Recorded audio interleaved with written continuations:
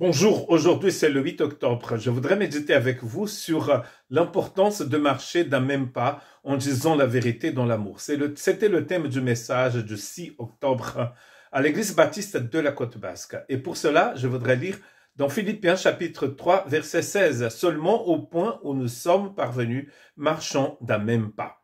Nous avons choisi ce thème il y a environ 2 ans quand nous avons marché dans le nord de l'Espagne sur le chemin de Compostelle. Et nous avons donc médité sur l'importance de marcher d'un même pas. Marcher d'un même pas ici vient d'un verbe qui a été utilisé en fait pour parler des soldats qui marchaient dans l'armée.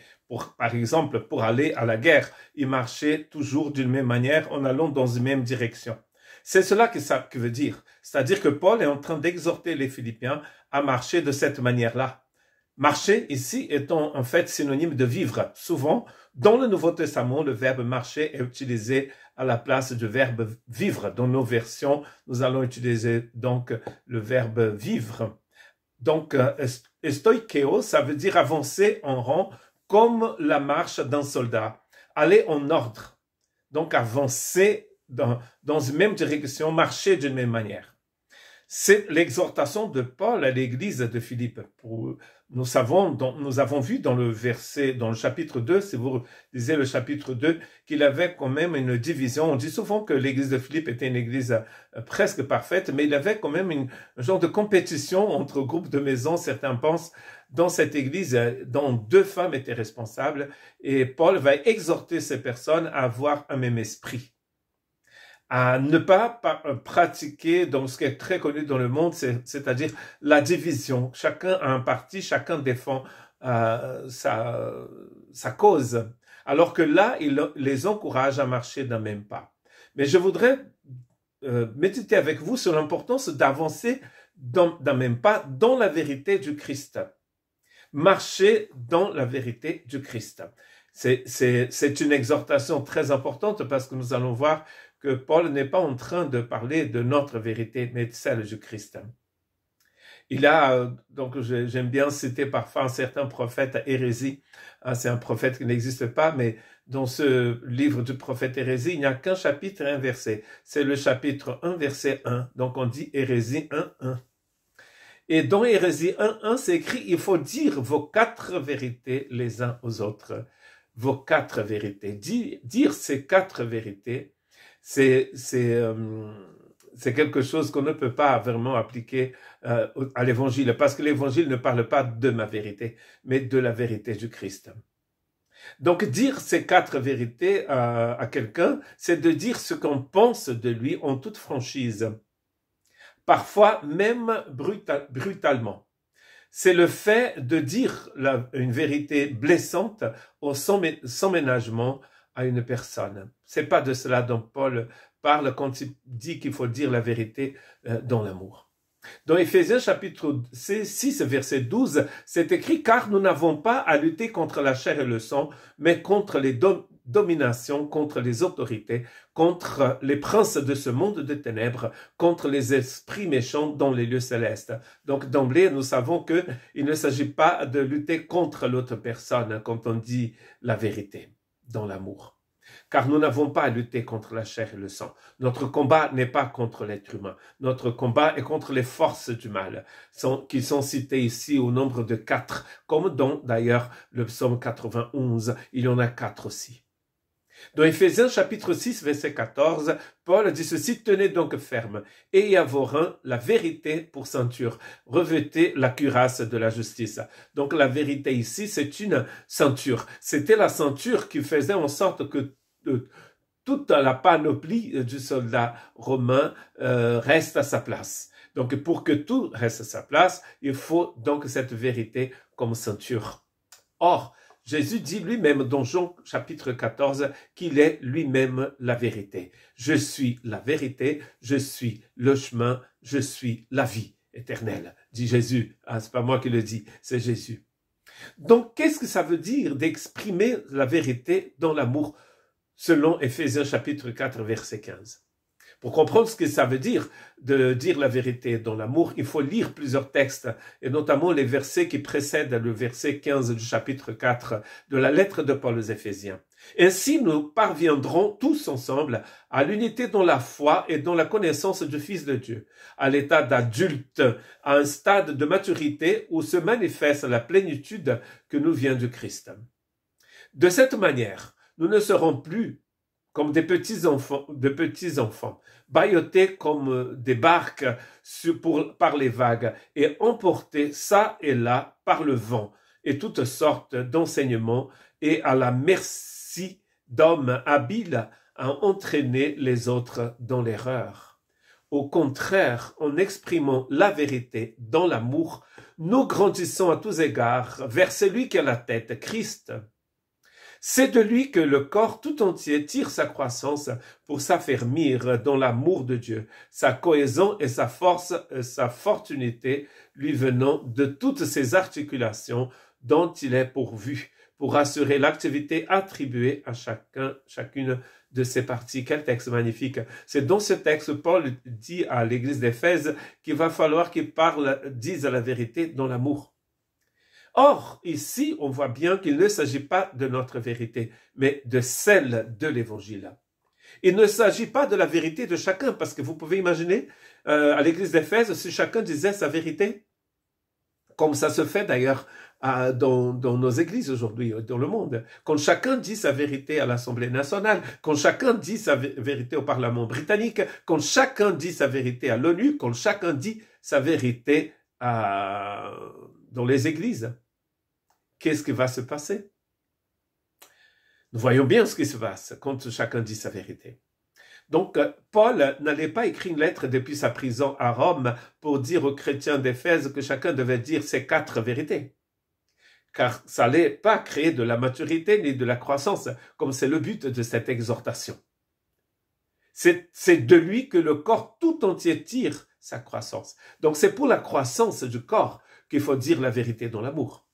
Donc, il ne s'agit pas de la vérité de chacun, ni même de celle de l'Église, c'est-à-dire de la dénomination de l'Église à laquelle vous fréquentez. Parce que si vous êtes pentecôtiste, vous avez une certaine vérité que certains baptistes, ni les méthodistes, ni les presbytériens n'ont pas. N'est-ce pas? Mais ce n'est pas forcément la vérité de l'Évangile, c'est la vérité de la dénomination. Quand vous lisez, en fait, ceux qui croient les églises, parfois c'est mis même sur la page, sur le site internet, vous allez voir que parfois c'est exactement le contraire de ceux qui croient les autres. Par exemple, par rapport à la fin des temps. La Bible n'est pas très claire. Hein? La Bible, on sait bien que Jésus va revenir, mais il n'y a pas de détail du retour du Christ.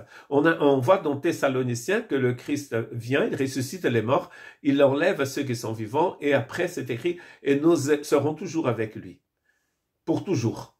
Mais certains ont introduit entre cet enlèvement et nous serons toujours avec lui, des choses qui vont se passer sur cette terre, alors que la Bible ne le dit pas. En tout cas, moi je ne le vois pas dans la Bible. Et donc certains vont croire que ça c'est la vérité, et d'autres vont croire que c'est autre chose. C'est pour ça que, en ce qui concerne la fin des temps, il y a des choses que nous ne savons pas. Donc il faut tout simplement avoir l'humilité de dire, nous ne savons pas. Mais certains savent, et vont faire de cela une vérité. Et ils vont dire cette vérité. Or, Paul ne parle pas de cette vérité qui a décidé une certaine église. Il parle ici de la vérité de l'évangile. Et nous allons voir où il va dire cela. Donc, Jésus se manifeste comme étant la vérité. Donc déjà, d'emblée, nous savons ce que c'est que la vérité. C'est Jésus, la vérité.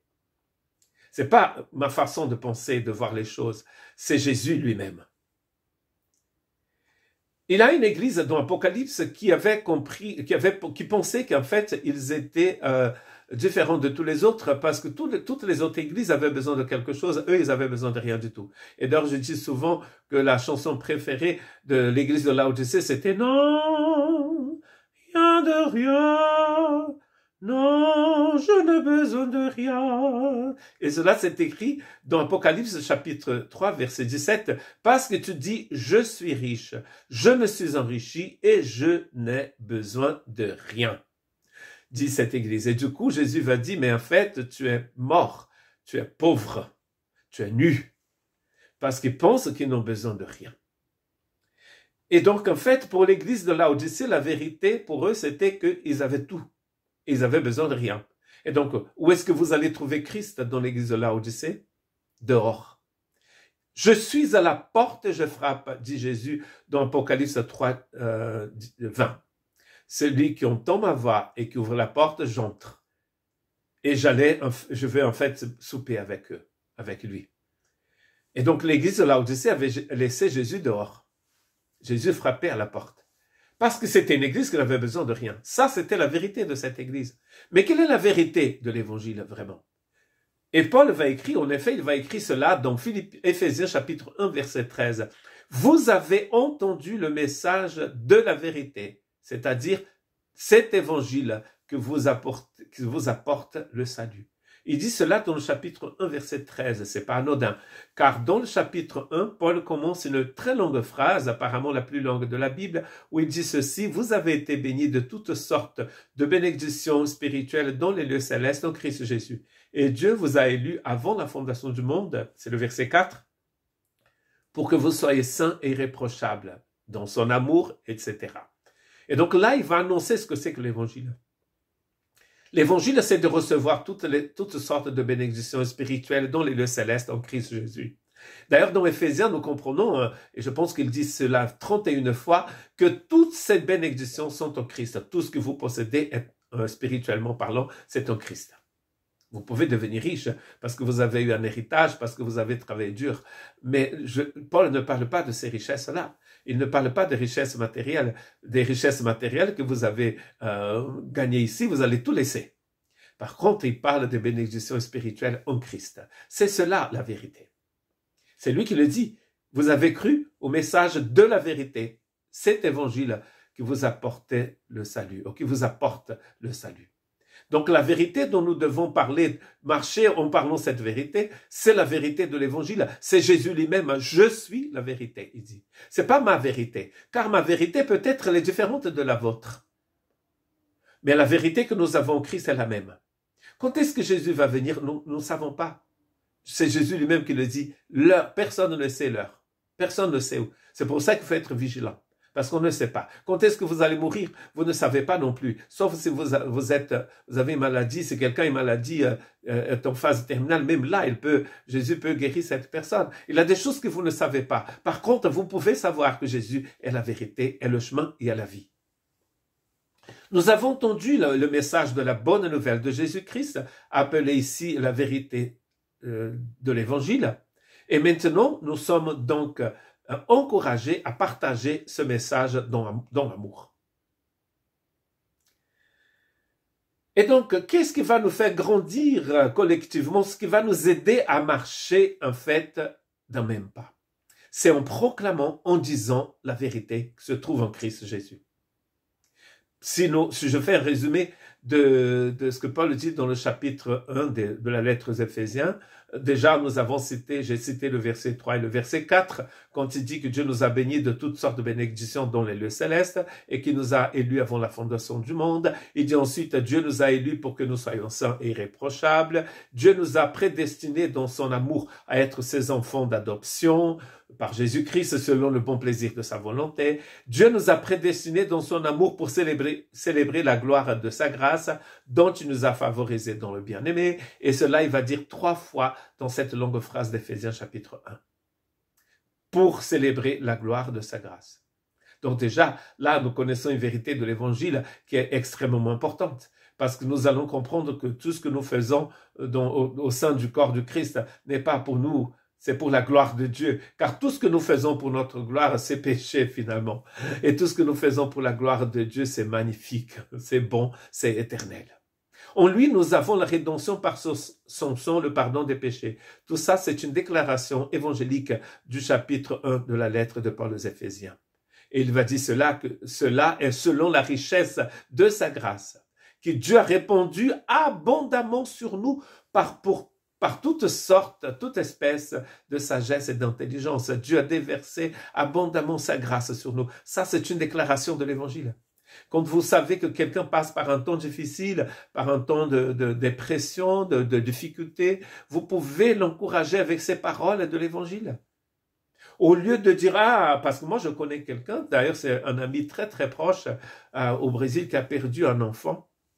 Et la dernière fois où je suis allé au Brésil, je lui demandais, mais tu as eu de l'aide, il y a des gens qui sont venus vous voir.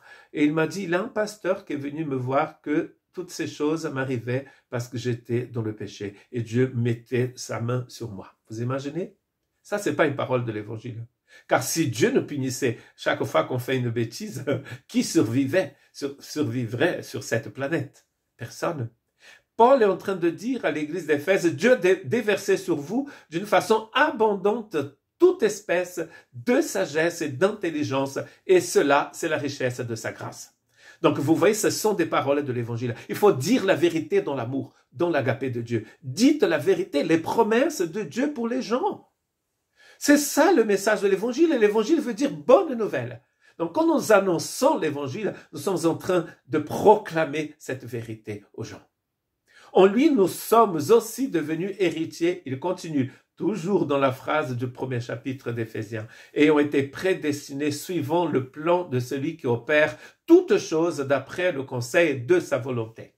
En lui, nous sommes aussi devenus héritiers, afin que nous servirons aussi à célébrer sa gloire. Nous, d'avance, avons espéré en Christ. C'est la deuxième fois qu'il dit que Dieu nous a créés pour célébrer sa gloire. Créé en Christ en plus. Et là, dans le verset 13, il dit, en lui, vous aussi, après avoir entendu la parole de vérité, virgule, l'évangile de votre salut, en lui, vous avez cru et vous avez été scellés du Saint-Esprit qui avait été promis. Vous voyez, on est en train de proclamer l'évangile dans l'amour. Il n'y a que cette façon de le faire. Le Saint-Esprit, il finit la phrase du chapitre 1 d'Éphésiens, est un gage de notre héritage pour la rédemption de ceux qui Dieu s'est acquis pour célébrer sa gloire. Pour que tout fonctionne, Dieu mette un sceau sur nous. Et le sceau, c'est le Saint-Esprit. C'est-à-dire que Dieu est en train de dire, toi, tu m'appartiens. Tu passes par des temps difficiles, mais tu m'appartiens. Tu passes par les vallées de l'homme de la mort, mais tu m'appartiens. Tu dois faire face à la maladie et peut-être à la mort dans ton entourage. Et Dieu est en train de nous dire ce matin, ou cet après-midi, ou ce soir, ça n'a pas d'importance, tu m'appartiens. J'ai mis un sceau sur toi qui s'appelle mon esprit. Toute personne qui appartient au Christ ont le Saint-Esprit. C'est pas possible autrement. Donc, ne laissez personne dire, ah, est-ce que vous avez le Saint-Esprit? Je vois que vous ne parlez pas araméen. Est-ce que les gens qui ne parlent pas araméen ont le Saint-Esprit? Ah, ben oui. Parce que le texte est en train de nous dire que le Saint-Esprit est le gage de notre héritage. C'est Dieu qui a mis sur vous son Esprit Saint. Et donc, il faut se rappeler, régulièrement les uns les autres. Rappelez-vous régulièrement, en fait, ces vérités de l'Évangile. Quand on dit que quelqu'un est rempli du Saint-Esprit, et il n'y a aucun chrétien qui ne soit pas rempli du Saint-Esprit. Un chrétien qui n'est pas rempli du Saint-Esprit n'en est pas un. Un disciple du Christ qui n'est pas rempli du Saint-Esprit n'est pas un disciple du Christ. C'est juste l'adepte d'une secte chrétienne. Et donc, faites cela dans une attitude d'amour. Parce qu'en fait, cette grâce ne vous appartient pas, elle appartient à Dieu. Vous n'êtes, je suis béni parce que je suis le fils de, parce que je fais ceci, je fais cela. Nous sommes tous bénis parce que Dieu est un Dieu de grâce. Accueillons-nous donc les uns les autres avec cette vérité de l'Évangile. Quand les responsables et les membres parlent de Jésus avec amour, tout le corps progresse vers la maturité. C'est le sens du chapitre que nous avons lu d'Éphésiens, chapitre 4. Et donc là, nous pouvons rêver d'une église extraordinaire. Une église extraordinaire, c'est l'église où chaque personne parle la vérité dans l'amour de Dieu. La vérité de Dieu dans l'amour de Dieu. Remarquez que dans ce passage, la vérité de l'évangile, donc le verset 15, est au contraire de l'enseignement dangereux du verset 14, où Paul emploie l'image d'une barque qui serait emportée par le vent de toutes sortes d'enseignements mauvais. Dans le chapitre 4, verset 14, il y a une barque qui est en perdition. Dans le chapitre 4 d'Éphésiens, verset 15, on a des personnes qui disent la vérité dans l'amour. Et donc, Paul pensait dans le chapitre 4, verset 15, à la vision du monde qui est prônée par la société, qui s'opposait à la vision de Dieu. Et il va exprimer cette vérité, c'est-à-dire la vérité de l'évangile qui ici s'oppose aux idées de la société et du monde. Et donc on peut dire, comme dit un proverbe africain, il faut un village pour élever un enfant. Or, nous pouvons dire aussi qu'il faut une église tout entière pour amener chaque chrétien et l'ensemble du corps du Christ à la maturité. Alors, seulement au point où nous sommes parvenus, marchons d'un même pas, c'est-à-dire en disant la vérité dans l'amour de Dieu. Que Dieu vous bénisse.